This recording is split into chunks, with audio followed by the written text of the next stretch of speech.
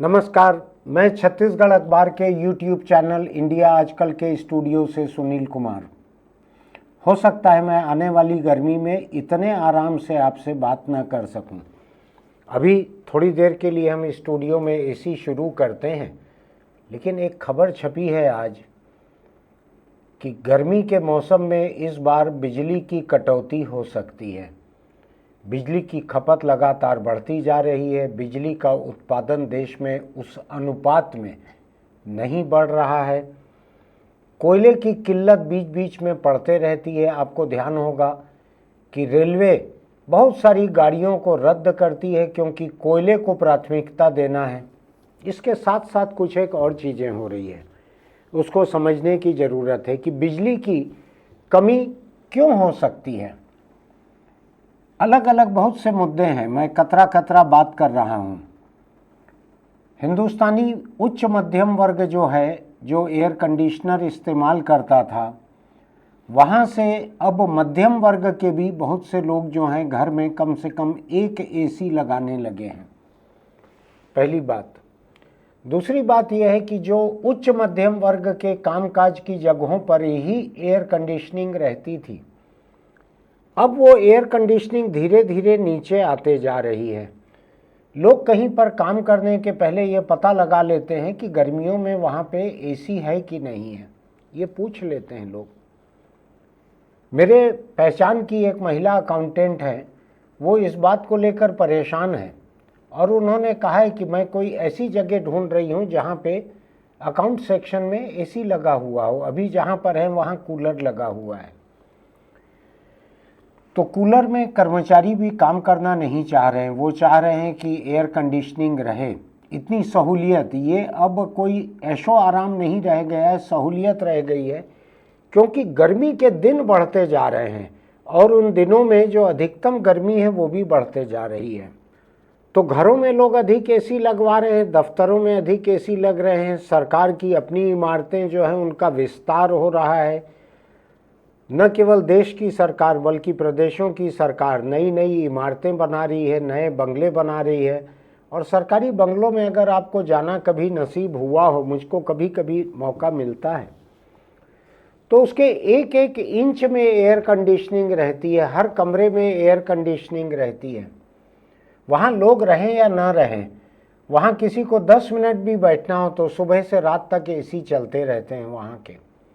इतनी बिजली खर्च होती है। सरकार का अपने ऊपर बिजली की खपत का कोई ऑडिट नहीं होता है कि सरकारी ढांचा कितनी बिजली खुद खर्च करता है।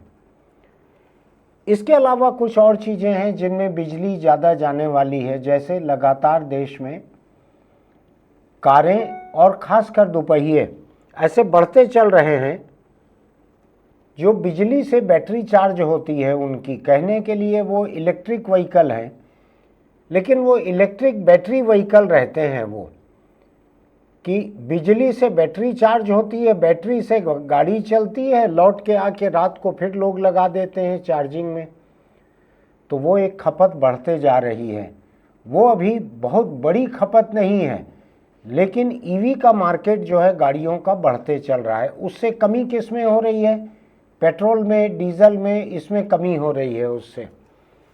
लेकिन पेट्रोल और डीजल से तो बिजली बनती नहीं थी। बिजली हिंदुस्तान में मोटे तौर पर बनती है कोयले से। तो ईवी के लिए भी बिजली की खपत बढ़ रही है, उसके लिए उत्पादन बढ़ेगा, उसके लिए कोयले की खुदाई बढ़ेगी और बिजली घरों से प्रदूषण बढ़ेगा। ये मिला जुला है। यानी अगर आप देखेंगे एक नज़र में तो शहरों में प्रदूषण आपको कम होते दिखेगा कि EV auto rickshaw, EV car, EV scooter ये बढ़ रहे हैं, तो आपको लगेगा कि यहाँ शहरों में प्रदूषण कम होगा। कुछ शहरों में हुआ भी है। दूसरी तरफ इन ईवी गाड़ियों को चार्ज करने के लिए जो एक्स्ट्रा बिजली लगेगी, उसमें बिजली घरों में जो एक्स्ट्रा कोयला जलेगा, उसके कारण हो सकता है प्रदूषण और ज़्यादा हो, लेकिन वो शहर की नज़रों से दूर होगा, देश की राजधानियों से दूर होगा वो, इसलिए उसके ऊपर अभी बहुत नज़र नहीं है। मैं लाइन लॉस देख रहा था। भारत में जो बिजली पैदा होती है वो घरों तक ग्राहकों तक पहुंचने के पहले कुछ बिजली टेक्निकल वजहों से, तकनीकी कारणों से उसका लाइन लॉस होता है कि जितनी निकलती है उतनी पहुंचती नहीं है, कुछ चोरी हो जाती है। तो ऐसा अभी करीब 17% का लाइन लॉस है हिंदुस्तान में कि 100 यूनिट बिजली पैदा हुई तो 17 यूनिट जो है उसका कोई खाता बही कुछ नहीं है कि वो कहाँ पे गई वो बिजली। वो चोरी भी हो सकती है, ट्रांसमिशन लॉस भी हो सकता है। एक बड़ी चीज़ और है जिसकी वजह से बिजली की कमी होने जा रही है। कहा जा रहा है कि बहुत से प्रदेशों में आने वाली गर्मी में मौसम के बहुत से दिनों में बहुत घंटों तक बिजली कटौती होगी। अब इसको समझने की ज़रूरत है ये नौबत क्यों आ रही है। एक तो एक एक करके बहुत से ऐसे प्रदेश हैं जिन्होंने खेती के सिंचाई पंप की बिजली मुफ्त कर दी है, जिनमें छत्तीसगढ़ भी एक है। और लोग धान की फसल चूँकि पानी बहुत मांगती है, तो जो धान वाले प्रदेश हैं, ओडिशा है, बिहार है, बंगाल है, दक्षिण के प्रदेश हैं, छत्तीसगढ़ है, बहुत से प्रदेश हैं, वहाँ पे जब बिजली फ्री मिलती है तो किसान पंप चलाकर उसको खेत में पानी को डाल देता है, तालाब जैसा लबालब रखता है, क्योंकि उपज का दाम भी अच्छा मिलता है उसको। तो ज़मीन के नीचे का पानी उलीच कर खेतों को तालाब बना दिया जाता है, बिजली खर्च होती है, इसमें ध्यान रखिएगा। एक दूसरी समस्या और है, वो आज के मुद्दे से जुड़ी हुई नहीं है, कि ज़मीन के नीचे अंडरग्राउंड वाटर जो है वो नीचे जाते जा रहा है और गहराई से पंप उसको खींच रहे हैं, तो पंप में बिजली और ज़्यादा लग रही है, फिर उसको खेतों में डाल रहे हैं, उससे उपज ज़्यादा हो रही है, किसान को पैसा ज़्यादा मिल रहा है, फिर पानी नीचे जा रहा है, फिर किसान बड़े पंप लगाकर उसको पानी को निकाल रहा है। ये एक हुआ। दूसरा, एक एक करके बहुत से प्रदेशों ने 200 यूनिट तक, किसी ने 300 यूनिट तक बिजली मुफ्त देना शुरू किया है अपने हर ग्राहक को। मुझको अगर ठीक याद पड़ता है तो मेरे जैसे बिजली ग्राहक के घर में जिसका कुछ हजार रुपए का बिल आता है, उसको भी कुछ अर्सा पहले मैंने बिल देखा था, तो उसमें 200 यूनिट मुफ्त बिजली थी। तो क्यों बड़े ग्राहकों को मुफ्त में बिजली देना चाहिए जिसको सिर्फ गरीबों के लिए रहना चाहिए, मैं थोड़ा हैरान होता हूँ। मैं पहले भी इस बारे में लिख चुका हूँ। तो बिजली का एक खर्च ज़्यादा इसलिए भी होता है, बिजली तो उतनी की उतनी लगेगी मेरे घर में, लेकिन सरकार को पैसा थोड़ा ज़्यादा मिलेगा। बहुत से प्रदेशों में बिजली की हालत ख़राब इसलिए है कि उनके विद्युत मंडल जो हैं प्रदेशों के, उनसे सरकार 200 यूनिट तक फ्री बिजली सबको दिलवा देती है, लेकिन विद्युत मंडल को भुगतान नहीं करती समय पर सरकार। दोनों सरकार का है, लेकिन विद्युत मंडल की अर्थव्यवस्था चौपट हो जाती है। वो अपने बिजली घरों का आधुनिकीकरण नहीं कर पा रहे हैं, नए बिजली घर नहीं बना पा रहे हैं। ऐसे कई तरह की समस्या है। और बात केवल बिजली घर से नहीं होती है। बिजली घर में जब बिजली बनती है तो उसके लिए कोयला लगता है, कोयले के लिए पटरियां लगती है, रेलवे लाइन लगती है, उसके लिए खदान से कोयला निकालने की क्षमता लगती है। और फिर जब बिजली बन जाती है तो उस बिजली को देश के अलग अलग हिस्सों में पहुंचाने के लिए पावर ग्रिड की क्षमता लगती है। इस बात को समझिएगा जरा कि कोयला अधिक निकालना पड़ेगा, पटरियों पे ढोना अधिक पड़ेगा, कारखाने अधिक लगाने पड़ेंगे या उनकी क्षमता बढ़ानी पड़ेगी, और बनी हुई बिजली को पावर ग्रिड कारपोरेशन के मार्फत अलग अलग प्रदेशों तक भेजना अधिक पड़ेगा, सबकी क्षमता बढ़ानी पड़ेगी। फिर जिन प्रदेशों में बिजली जा रही है, जिस इलाके में मेरा घर है या दफ्तर है, वहाँ पर हर बरस एक एक करके 150 एसी बढ़ जाते हैं एक एक ट्रांसफार्मर पर। तो एक ट्रांसफार्मर पर अगर 150 एसी बढ़ जाते हैं तो उस ट्रांसफार्मर की क्षमता जवाब दे जाती है। फिर विद्युत मंडल को वहाँ पर ट्रांसफार्मर नया लगाना पड़ता है अधिक क्षमता का, तो ट्रांसफार्मर की अधिक ताकत लगती है। सिलसिला छोटा नहीं है।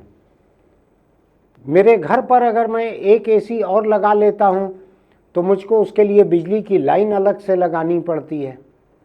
तो हर चीज़ की क्षमता बढ़ानी पड़ती है। तो देश में अगर आने वाली गर्मी में बिजली की कमी होने वाली है तो मुझको उसमें हैरानी जरा भी नहीं होगी।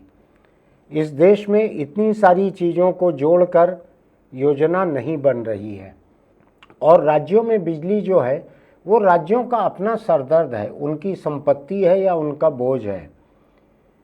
तो राज्य जो हैं कोयला खदानें दूसरे प्रदेशों में लेते हैं, जैसे राजस्थान विद्युत मंडल को कोयला खदान मिली छत्तीसगढ़ में, जो उन्होंने अडानी को दी है एक टेंडर के मार्फत कि अडानी यहाँ पर जहाँ हसदेव के जंगल हैं अभी उन्हीं के नीचे कोयला खदानें हैं, तो वहाँ से कोयला निकालेंगे, उस कोयले को पहुँचा कर देंगे राजस्थान के बिजली घरों को।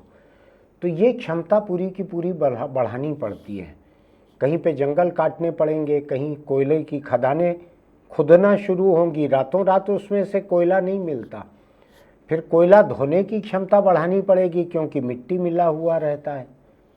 फिर पटरियां लगेगी, ट्रेन लगेगी ज़्यादा उनको पहुंचाने के लिए। एक एक बार में 2-2, 4-4 दर्जन ट्रेन रद्द होती है क्योंकि कोयला प्राथमिकता है, इंसान के मुकाबले कोयला ज़्यादा ज़रूरी है। मैं उसको डिस्प्यूट नहीं कर रहा हूँ, उस पर सवाल खड़े नहीं कर रहा हूँ, मैं केवल जानकारी दे रहा हूँ। तो आने वाले गर्मी में हो सकता है कि आपको थोड़ी दिक्कत हो। छत्तीसगढ़ चूँकि पावर सरप्लस स्टेट रहते आया है तो हो सकता है यहाँ पर बिजली की कटौती उतनी न हो, लेकिन यहाँ पर भी ज़रूरत जो है बढ़ते चल रही है। इस साल और ज़रूरत थोड़ी बढ़ने वाली है पिछले साल से। मौसम वैज्ञानिक कहते हैं कि गर्मी बढ़ने वाली है, बाजार कहता है कि एसी ज़्यादा बिकने वाले हैं, सरकार का बजट कहता है कि लोगों के पास में ज़्यादा क्षमता रहेगी, वो एसी लगा भी सकेंगे, उसका बिल भी भुगतान कर सकेंगे।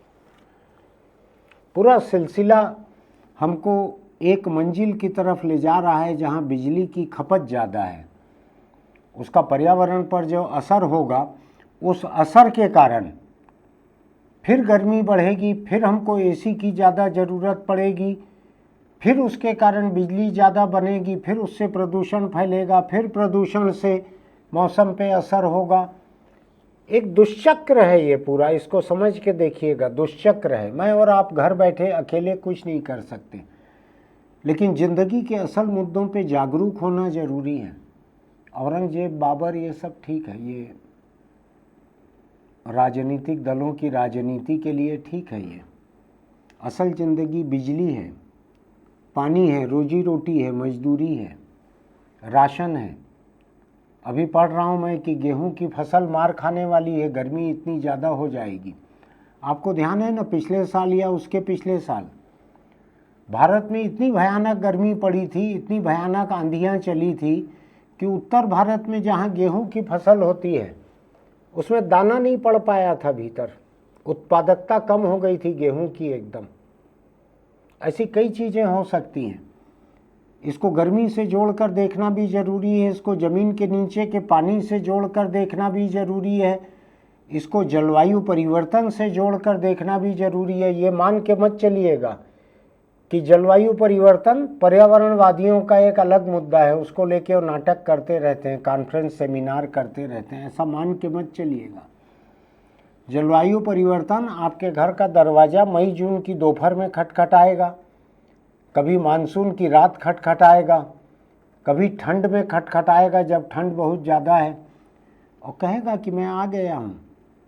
ऐसा ही इस बार गर्मी में देश के बहुत से हिस्सों में होने जा रहा है, जहाँ एक्सट्रीम वेदर अधिक फ्रीक्वेंटली, यानी मौसम की सबसे बुरी मार बार बार ये होने जा रहा है।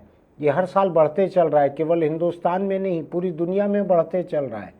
यूरोप के जिन देशों ने बाढ़ लंबे समय में कभी देखी नहीं थी, आपने देखा होगा किस तरह से यूरोप के देशों में शहरों के मकान और उनकी कारें और सब कुछ बह गए थे, देखा होगा आपने।